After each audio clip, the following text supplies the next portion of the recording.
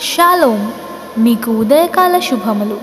అనుదిన వాక్య ధ్యానం డైలీ బ్రెత్కు మీకు స్వాగతం. Praise the lord.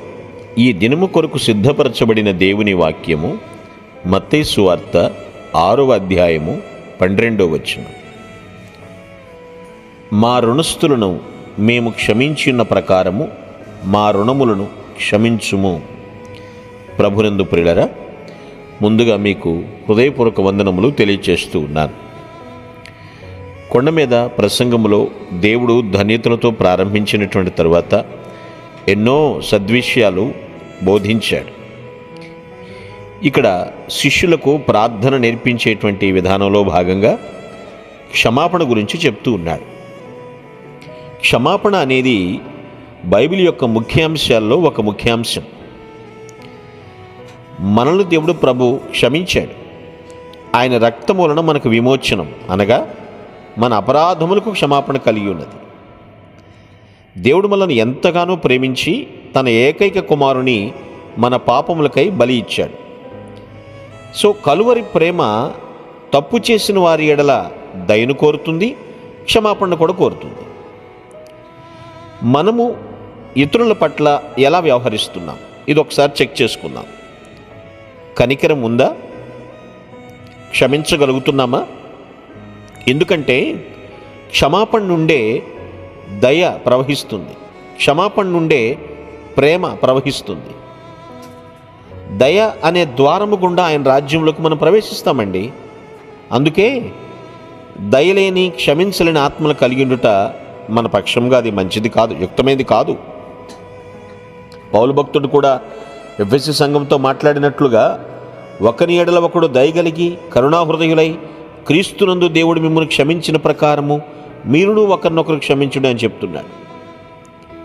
ప్రభువు క్షమించడం మాత్రమే కాకుండా ఒక మాట అన్నాడు, మన పాపములను ఎన్నడూ జ్ఞాపకం ఉంచుకోను అన్నాడు ఆయన. ఇంతకీ మనల్ని క్షమించడానికి కారణం ఏమిటంటారు? మనం క్షమాపణ పొందడానికి అర్హులమనా? నో, కానే కాదు. క్రీస్తు త్యాగమే తప్ప మనం అర్హులమనైతే కాదండి. సరే, మానవుని విషయంలో పరిశీలన చేస్తే, మన విషయంలో పరిశీలన చేస్తే కొన్నిసార్లు క్షమిస్తాం, కానీ ఆ వ్యక్తిని దూరంగా ఉంచుతాం కదా. అయితే ప్రభువు మనతో ఆ విధంగా వ్యవహరించట్లేదు. ఆయన ఏమంటున్నాడు తెలుసా? నా దగ్గరకు రండి అంటున్నాడు. మీరు మనుష్యుల అపరాధములు క్షమింపకపోయిన యెడల మీ తండ్రి మీ అపరాధములు క్షమింపడు అని ప్రభువే స్వయంగా అన్నారు కదా. క్షమించకపోవడం అనేది దేవునికి వ్యతిరేకంగా తిరుగుబాటు చేయడమే, నిజమే. కాబట్టి మన ప్రార్థనలకు జవాబు వచ్చే మార్గాన్ని మనమే మూసివేసుకుంటున్నాం అన్నమాట. క్షమించకపోతే మనమే కావాలని మూసేసుకుంటున్నట్టు దాని అర్థం. క్షమించకుండా ఉన్న హృదయం ఏదైతే ఉందో ఆ హృదయం నుండి వచ్చే ప్రార్థన కూడా అది దైవదోషంతో సమానమండి. ఏమి సుఖం? క్షమించకుండా ప్రార్థన చేయటం వల్ల ప్రయోజనం ఏమిటి? దాని అర్థం మన హృదయం చేదుతో నింపబడిందని అన్నట్లు. అలాంటి చేదుతో నింపబడిన హృదయంతో చేసే ప్రార్థనలు పరలోకానికి చేరవు, దేవుడు కూడా జవాబు ఇవ్వడు. ఇంతకీ క్షమించే ఆత్మ అంటే ఏమిటో తెలుసా? మనం ఎప్పటికప్పుడు పొందుతున్న గాయాలను పట్టించుకోకుండా ఉండగలమా? మన ఎడల జరిగిన నేరమును క్షమించగలమా? అలా చేయలేకుండా ఉన్నాము అంటే మనలో కల్వరి ప్రేమ లేనట్లే కదా. మనకు క్షమాపణ వస్తుంది అనే నిరీక్షణతోనే ఇతరులను క్షమించాలి. దేవుడు మనకు ఉచితంగా ఇచ్చిన పాప క్షమాపణను ఎప్పుడు మర్చిపోకూడదండి. గుర్తుపెట్టుకుని కృతజ్ఞతా హృదయంతో ఆయనలాంటి ప్రవర్తన మనం కలిగి ఉండాలి. నేను మరలా చెప్తున్నాను, ప్రభునందు ప్రియులారా, ఉచితముగా పొందిన క్షమాపణ ఏ స్వార్థం లేకుండా అది ఇతరులతో పంచుకుందాం.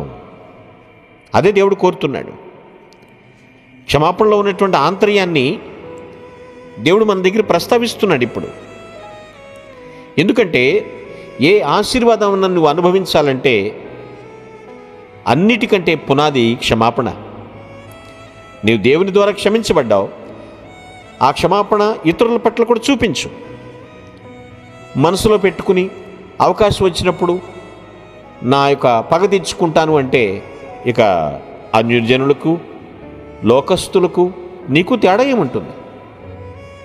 క్షమించబడ్డాం, ఇతరులను కూడా క్షమించుదుముగాక. ఆమేన్. మీ కొరకు ప్రార్థించుటకు మేమెల్లప్పుడూ సిద్ధం. Praise the lord. ప్రభు నామమున మీ అందరికీ వందనములు. ఈ మా సందేశముల ద్వారా మీరు ఆశీర్వదింపబడినట్లయితే మీ తోటి వారికి షేర్ చేసి దేవుని రాజ్య సువార్తలో మీరు కూడా పాలుభాగస్తులు కావాలని ఆశిస్తున్నాం. మొదటిసారిగా ఈ ఛానల్ను చూస్తున్నట్లయితే మా ఛానల్ను సబ్స్క్రైబ్ చేయండి. వీడియోలు నోటిఫికేషన్ రూపంలో పొందుటకు బెల్ బటన్ని ప్రెస్ చేయండి. God bless you.